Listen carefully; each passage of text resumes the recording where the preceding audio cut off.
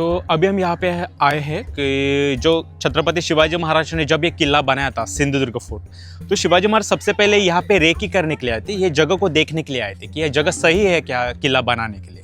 लेकिन शिवाजी महाराज को यहाँ पे आने के बाद, इस आइलैंड के ऊपर आने के बाद एक सवाल सताने लगा कि यहाँ पे पीने का पानी नहीं है, ड्रिंकिंग वाटर नहीं है। अगर हम यहाँ पे किला बनाना चाहे तो सबसे पहले हमें पानी की योजना बनानी पड़ेगी या पानी उपलब्ध कराना पड़ेगा अपने सैनिकों को पीने के लिए।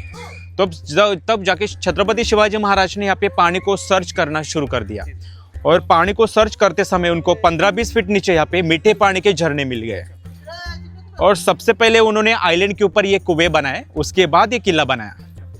अगर यहाँ पे शिवाजी महाराज को मीठे पानी के झरने नहीं मिलते तो यहाँ पे ये छत्रपति शिवाजी महाराज किला कभी नहीं बनाते। तो मीठा पानी मिलने की वजह से यहाँ पे ये किला बनाया गया था, और यही मिरेकल कहा जाता है। चारों तरफ ओशन है, समुंदर है, इसके बावजूद अंदर मीठे पानी के 3 कुएं हैं। इन 3 कुओं का पानी आज भी पीने के लिए यूज हो जाता है। यहाँ के किले के अंदर के रहने वाले जो 18 परिवार है, 18 फैमिलीज, आज भी इन्हीं कुएं का पानी पीते हैं। और खास करके इन कुओं का नाम भी है, कुओं के नाम है शक्कर बाव, दूध बाव, दही बाव। उनमें से हम देख रहे हैं यहाँ पे ये शक्कर बाव है, सामने है दूध बाव और आगे है दही बाव। लेकिन इनका कुएं का अगर हम शेप देखते हैं ना तो शिवलिंग जैसा साधारण हमें दिखाई देता है। नॉर्मली अपने गांव के कुएं गोल होते हैं, सर्कल में होते हैं, लेकिन शिवाजी महाराज ने ये जो शेप रखा था शिवलिंग का, इसके पीछे भी उनका रीजन था। सबसे पहला रीजन ये था कि सनलाइट जो है, धूप, ये सीधी पानी तक नहीं जानी चाहिए। ज़्यादा सनलाइट पानी में जाएगी तो पानी वेपोरेट हो जाएगा, बाष्पीभवन हो जाएगा और कुएं का पानी खत्म होता चला जाएगा। पानी के ऊपर काई आ जाएगी, काई आने से वो पानी पीने लायक नहीं बचेगा। तो सनलाइट से पानी को बचाने के लिए उन्होंने ये शेप दिया था। दूसरा रीज़न है पत्थर। ये पत्थर जो यूज़ किए थे शिवाजी महाराज ने, ये पोरस रॉक है। इसकी खासियत शिवाजी महाराज जानते थे। ये पत्थर पानी को जमीन में से सोख भी लेते हैं और पानी को फिल्टर भी करते हैं। इसी कारण ये पत्थर यूज़ किए गए थे कुएं को। ये कुएं ज़्यादा गहरे नहीं बनाए थे शिवाजी महाराज ने, क्योंकि शिवाजी महाराज जानते थे अगर ये कुएं हम ज़्यादा गहरे बनाएंगे तो समुद्र का पानी अंदर आ जाएगा। लेकिन शिवाजी महाराज के मन में और भी एक सवाल था कि सचमुच इस कुएं का पानी हमें 12 महीने तक पीने के लिए उपलब्ध रहेगा क्या। तो शिवाजी महाराज ने इस कुएं के बगल में एक लेक बनाया था। जब बारिश होती थी तो बारिश का बहुत सारा पानी वो लेक में इकट्ठा होता था, वही पानी नीचे जमीन में जाता था और जमीन में से फिल्टर होकर कुएं में चला जाता था। तो एक्चुअली शिवाजी महाराज ने एक प्लानिंग भी किया था रेन वाटर हार्वेस्टिंग का। इसी कारण अंदर के सैनिक 12 महीने तक पानी पीते थे इन कुओं का। ये थर्ड वाला है दही बाव नाम इस कुएं का। और आज अभी ये जो हमने कुएं देखे ना, शिवाजी महाराज के समय हर कुएं के ऊपर वॉचमैन भी लगाए जाते थे, सिक्योरिटी गार्ड्स, क्योंकि उसमें पॉइजन भी डाला जाता था। जैसे मैंने कहा कि यहाँ पे 1000 लोग रहते थे, लेकिन सारे लोग लॉयल नहीं होते थे। कोई ना कोई गद्दार होता था जो रात में आके जहर डाल के, पूरा पानी जहरीला होता था और पानी पीने वाले लोग अगले दिन मर जाते थे। शिवाजी महाराज क्या करते थे, हर कुएं के ऊपर वॉचमैन लगा देते थे। सैनिक जब पानी पीने के लिए आते थे, उस समय का एक रूल भी था। उस समय जब पानी पीने के लिए सैनिक आते थे कुएं पे, तो कुएं में से जो सबसे पहले पानी निकाला जाता था सबसे पहले वॉचमैन को पिलाया जाता था। उसके बाद बाकी के सैनिक पानी पीते थे। अगर वॉचमैन पानी नहीं पिएगा, नहीं टेस्ट करेगा, तो उसको तुरंत अरेस्ट किया जाता था। वॉचमैन पानी नहीं पी रहा, इसका मतलब कुछ ना कुछ तो गड़बड़ है, क्योंकि कभी कभी वॉचमैन भी गद्दार हो सकते हैं। इसलिए सबसे पहले वॉचमैन को पानी पिलाया जाता था। सेम वही रीज़न था भोजन बनाने वाले जो बावर्ची थे शिवाजी महाराज, किसी भी राजा के, राजपूत हो, मुगलों के राजा हो, जो उनका जब राजाओं का खाना जब बनाया जाता था रसोई घर में, तो बनाने वाले को सबसे पहले वो टेस्ट करना पड़ता था, बाद में राजा खाना खाते थे। क्योंकि राजा को मारने के लिए फूड में पॉइजन डाला जाता था और प्रजा को मारने के लिए कुएं में पॉइजन डाला जाता था। राजा बनना भी इतना आसान नहीं था। तो शिवाजी महाराज को 2 बार पॉइजन दिया गया था। बाल बाल बचे थे शिवाजी महाराज। और ऐसा कहा जाता है कि शायद शिवाजी महाराज की जो मृत्यु है वो शायद स्लो पॉइजन की वजह से हुई है, क्योंकि 50 साल की उम्र में उनकी मृत्यु हुई थी शिवाजी महाराज की।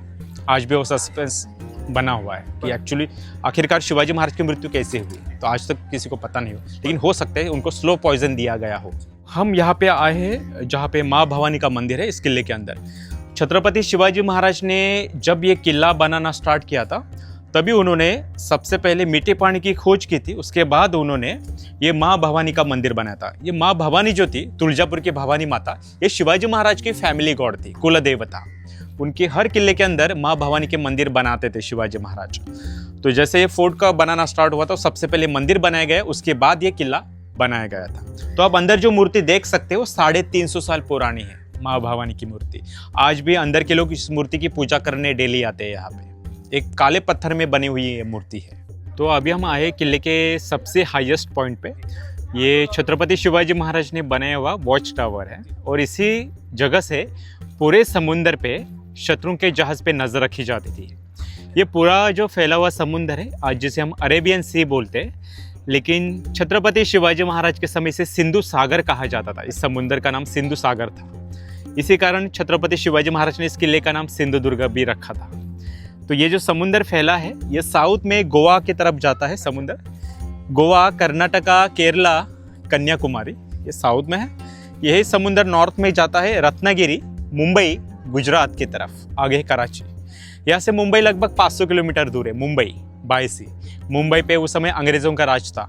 मुंबई और रत्नागिरी राजापुर पे, और अलीबाग में सिद्दी का राज था जहाँ पे जंजीरा किला था, जहाँ पे शिवाजी महाराज ने हमला किया था सबसे पहले, अटैक किया था जंजीरा पे। लेकिन उस समय वो जंजीरा जीत नहीं पाए थे। उसके बाद शिवाजी महाराज ने यहाँ पे आके ये सिंधुदुर्ग फोर्ट बनाया था। तो सिद्दी का जो किला है यहाँ से लगभग 400 किलोमीटर के आसपास है, अलीबाग में जंजीरा। तो यहाँ से आते थे सिद्दी के जहाज और ब्रिटिशों के जहाज। साउथ से आते थे गोवा से पोर्तुगीजों के जहाज, और वेंगुर्ला यहाँ से 40 किलोमीटर जहाँ से डच लोगों के जहाज। तो किले को जो खतरा बना था चारों तरफ से बना था, और शिवाजी महाराज ये बात जानते थे कि चारों तरफ से खतरा है, शत्रु कभी भी आके अटैक कर सकते हैं किले के ऊपर। तो उनके ऊपर नजर रखने के लिए जगह बनाई गई थी। मराठी में इसे टेहळणीचा बुरुज कहा जाता था। टेहळणी का मतलब होता वॉच रखना। समुंदर से आते समय अंग्रेज पोर्तुगीजों के जहाज जब दिख जाते थे तो यहाँ का जो वॉचमैन होता था इस टावर का, ये यहाँ पे फ्लैग लगा देता था। यहाँ पे पहला लकड़ी का खंबा रहता था, जहाँ पे फ्लैग लगने के बाद पूरे अंदर की सेना अलर्ट हो जाती थी। यहाँ पे आप पीछे देख सकते हैं, ये ग्राउंड जो बना है जहाँ पे घास है, ये उस समय का ट्रेनिंग सेंटर था। जब नए सैनिक आते थे तब यहाँ पे तलवारबाजी, लाठी काठी, दान पट्टा, घोड़सवारी, भाला फेंक, ये सारी चीज़ें उनको अंदर सिखाई जाती थी।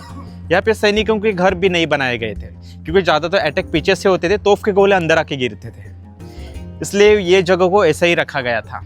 ये बीच में गैप है, देखिए ये बड़े बड़े कैनन रखने की जगह है, तोफ। जब शत्रु आक्रमण कर देते थे समुद्र से तो शिवाजी महाराज के सैनिक भी यहाँ से आक्रमण कर देते थे और पीछे यहाँ पे गन पाउडर इकट्ठा करते थे। लेकिन शिवाजी महाराज बारूद को कभी एक जगह पे इकट्ठा नहीं करते थे क्योंकि शत्रुओं के तोफ के गोले समुद्र से आके अंदर गिरते थे। एक भी गोला वहां पे गिर जाए तो पूरा ब्लास्ट होता था। तो बारूद को कभी एक जगह पे इकट्ठा नहीं किया जाता था उस समय, तो अलग अलग जगह पे डिवाइड करके रखते थे शिवाजी महाराज। इस किले के अंदर, किले के बाहर निकलने के लिए और एक चोर दरवाजा है, एग्जिट है, वो सामने आप देख सकते हैं। समुंदर के किनारे पे आए हुए कुछ लोग हमें दिखाई देते हैं, वहाँ पे एक्चुअली वो चोर दरवाजे से बाहर आए हैं। इस किले के अंदर जब शिवाजी महाराज रहने के लिए आते थे तो अगर उस समय हमला होता है तो शिवाजी महाराज को तुरंत बाहर निकालने के लिए एक छोटा सा एग्जिट बनाया गया था। लेकिन उस एग्जिट का इस्तेमाल शिवाजी महाराज ने कभी नहीं किया, कभी ऐसी नौबत नहीं आई। लेकिन यहाँ पे उनकी बहू भी आती थी जिनका नाम था तारा रानी साहेब। शिवाजी महाराज के बेटे जो थे राजाराम राजे, उनकी वो वाइफ थी। वो अपने दासी को लेके वहाँ पे घूमने के लिए चली जाती थी, इसलिए उस जगह का नाम है क्वींस बीच। वो क्वीन का प्राइवेट बीच था लेकिन असल में चोर दरवाजा था। शिवाजी महाराज की बहू भी बहुत शूर थी। उनका इतिहास ज़्यादा लिखा नहीं गया। अगर छत्रपति शिवाजी महाराज की बहू उस समय नहीं लड़ती तारा रानी साहिब, तो औरंगजेब कब का स्वराज को ख़त्म कर देता। शिवाजी महाराज की मृत्यु के बाद जब औरंगजेब दक्कन पहुंचा, 27 साल तक वो महाराष्ट्र में रहा।